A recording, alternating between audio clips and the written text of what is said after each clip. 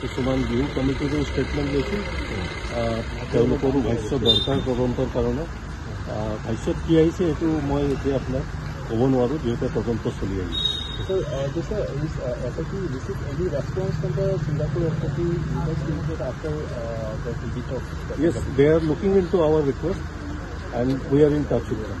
আৰু বিহু কমিটিক মতা হৈছিলে বেলেগ বিহু কমিটি দৰকাৰ হ'লে মতা হ'ব আমাৰ প্ৰয়োজন সাপেক্ষে আমি তেওঁলোকক মাতি আছোঁ আৰু অন্য ব্যক্তি কোনোবা হয় হয় নিশ্চয় আমি সময়মতে আমি তদন্ত প্ৰক্ৰিয়া শেষ কৰিম আৰু আমাৰ তদন্ত প্ৰক্ৰিয়া যিটো আছে সেইটো খুব দ্ৰুত গতিত আমি আগবঢ়াই লৈ গৈ আছোঁ আৰু খুব সময়ৰ ভিতৰত আমি তদন্ত প্ৰক্ৰিয়াটো সম্পূৰ্ণ কৰিম Assam CM said the SIT will submit this charge before the court by November. Is it any chances that within the 90 days Definitely. December?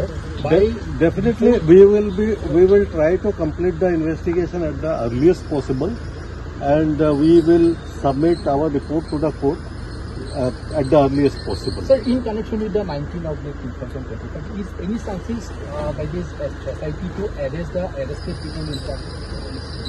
19/2025 case, that is a different case, that is still under investigation, and I cannot say anything more than that. Thank you. নতুন ব্যক্তি কোনোবা আৰু মাতিব নেকি কাইলৈ পৰহিৰ ভিতৰত সাক্ষীসকলক আমি মাতি আছোঁ আৰু নিশ্চয় আৰু কিছু সংখ্যক সাক্ষীৰ আমি ষ্টেটমেণ্ট ল'বলগীয়া আছে তেওঁলোককো মাতিম আজি ছিংগাপুৰ পুলিচৰ 10 দিনৰ ভিতৰত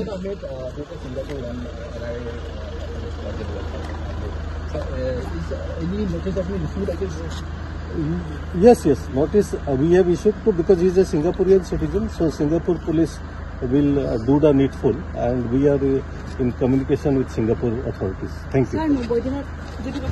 যিকোনো খবৰৰ বাবে যোগাযোগ কৰক 7099017330 লগতে 7099017110 নম্বৰত